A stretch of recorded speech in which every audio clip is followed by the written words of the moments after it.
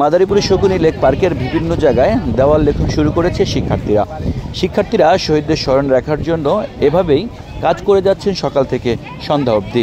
বিভিন্ন স্লোগান লিখছেন এই দেওয়াল লেখনীতে। মাদারীপুরের শকুনি লেক পার্কের সম্মিলিত ভবনের পিছনে দেওয়ালে এ চিত্র দেখা যায় শিক্ষার্থীদের। আমরা কথা বলেছিলাম তাদের সাথে। নতুন একটি বাংলাদেশ তারা তাদের মতো করে সাজিয়ে গুছিয়ে এই বাংলাদেশটাকে একটি সোনার বাংলা হিসেবে গড়ে তুলবে, সে চিন্তা চেতনা নিয়েই কাজ করছেন শিক্ষার্থীরা।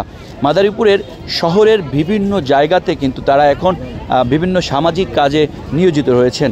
মাদারীপুরে প্রধান সড়কগুলোতে কিন্তু তারা ট্রাফিকের দায়িত্ব পালন করতে দেখা যায় এবং মাদারীপুরের বিভিন্ন জায়গাতে তারা বিভিন্ন সামাজিক কাজও করছেন।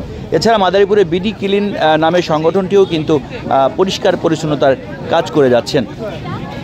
আমরা একটু কথা বলেছিলাম শিক্ষার্থীদের সাথে যারা এই শকুনি লেক পার্ক সহ বিভিন্ন জায়গায় শহীদদের স্মরণে রাখার জন্য যারা বিভিন্ন দেওয়াল লেখন করছেন তাদের সাথে কথা বলেছিলাম এবং জেনেছিলাম তাদের চিন্তা চেতনা।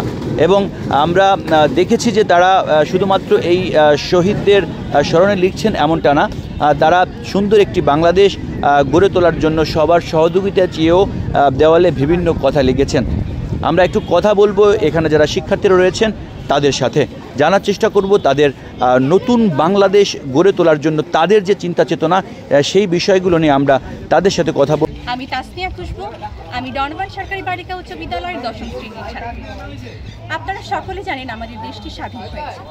দেশকে নতুনভাবে গড়ার লক্ষ্যে প্রত্যেকটি জনগণ কাজ করছে।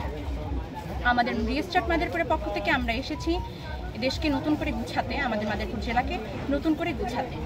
আমাদের যে ভাইয়েরা শহীদ হয়েছে বা আমাদের এই আন্দোলনের যেসব স্মৃতি রয়েছে তার কিছু অংশ আমাদের ভাই বোনেরা দেয়ালে এঁকে রাখছে, যেটা আপনারা দেখতে পাচ্ছেন।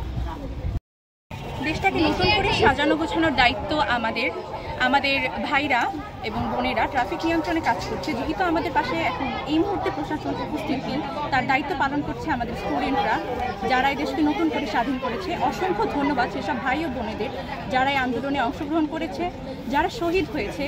হয়তো আমরা তাদের ফিরে পাবো না, কিন্তু আমাদের উচিত তাদের পরিবারের পাশে থাকা, তাদেরকে সাহায্য সহযোগিতা করা এবং আমরা যে নতুন করে দেশটাকে গড়ছি বা আমাদের জেলা বা যেখানে ক্ষয়ক্ষতি হয়েছে সেটা পূরণ করছি, সেখানে জনগণের প্রত্যেকের উচিত আমাদেরকে সাপোর্ট করা, মোটিভেশন দেওয়া। ধন্যবাদ। 5ই আগস্ট বাংলাদেশের মানুষ নতুনভাবে বাক স্বাধীনতা পেয়েছে। তো সেদিনের পর থেকে ছাত্ররা বাংলাদেশে 5ই আগস্টের পর থেকে ছাত্ররা বাংলাদেশে বিভিন্ন রকম উন্নয়ন কাজ, রাস্তায় ট্রাফিক কন্ট্রোল, বাজার নিয়ন্ত্রণ, তারপরে হচ্ছে ওয়াল পেন্টিং, বিভিন্ন ক্লিয়ারিংয়ের কাজ সম্পূর্ণ করছে। কারণ হচ্ছে বাংলাদেশে কোনো সরকার নেই 5ই আগস্ট থেকে। তারপরে হচ্ছে এখন সরকার আছে, বাট মোটামুটি বাংলাদেশের প্রশাসন এখন অনেক উইক। প্রশাসন অনেকেই তাদের অফিসে জব করতেছে না। তো সেই পরিপ্রেক্ষিতে বাংলাদেশের স্টুডেন্টরা অনেক উদ্যোগ নিচ্ছে সারা দেশব্যাপী। আর আমরা মাদারীপুরের পক্ষ থেকে আমরা রিস্টার্ট মাদারীপুর নামে নতুন একটা সংগঠন ওপেন করেছি। সেই সংগঠনের মাধ্যমে আমরা আমাদের যতটুকু সম্ভব ততটুকু মাদারীপুর সিটিকে পরিষ্কার পরিচ্ছন্ন রাখার ট্রাই করতেছি। মাদারীপুরে বিচ্ছিরি ওয়ালগুলোতে পেন্টিংয়ের ব্যবস্থা করতেছি। তারপর বৃক্ষরোপণ কর্মসূচি রাখছি। তো আজকেই আমাদের প্রথম কর্মসূচি ছিল। তো ইনশাল্লাহ সামনের দিকে আগামীর দিকে আমরা আরও এগিয়ে যাব। আমরা ছাত্র সমাজ নতুন বাংলাদেশ এবং সোনার বাংলাদেশ করার জন্য নেমেছি।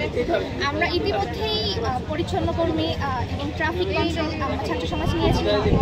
আমরা এখন রং তুলির মাধ্যমে আমার দেশকে আরও রঙিন ও উজ্জ্বল করে তুলছি। আপনারা যদি ভাবেন এই কাজ শুধু আমাদের ছাত্র সমাজে, তাহলে টোটালি আমরা ভুল ভাবছি। আপনাদেরও আমরা সবাই, আপনারা আসেন, আমরা সবাই একসাথে কাঁধে কাঁধ মিলিয়ে আমরা নতুন বাংলাদেশ এবং সোনার বাংলাদেশ করি। আর যেই বাংলাদেশে থাকবে না বৈষম্যভেদ এবং কোনো ধর্ম ভেদাভেদ, চাঁদাবাজি এবং ঘুষ, তাই আমরা চাচ্ছি আমরা চাই না ডিজিটাল বাংলাদেশ, আমরা চাই একটু সোনার বাংলাদেশ। আমরা এই দেশটাকে সুন্দর দেশ করে তুলব দেখে আমরা কাজ করে যাচ্ছি। আসুন আমরা হাতে হাত মিলিয়ে, কাঁধে কাঁধ মিলিয়ে আমরা এই দেশটাকে সোনার বাংলাদেশ গড়ে তুলব।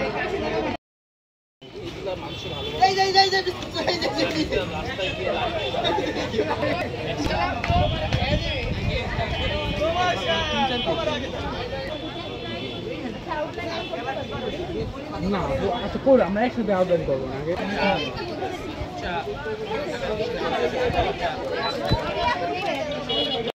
আপনারা দেখছেন AN বাংলার নিউজ।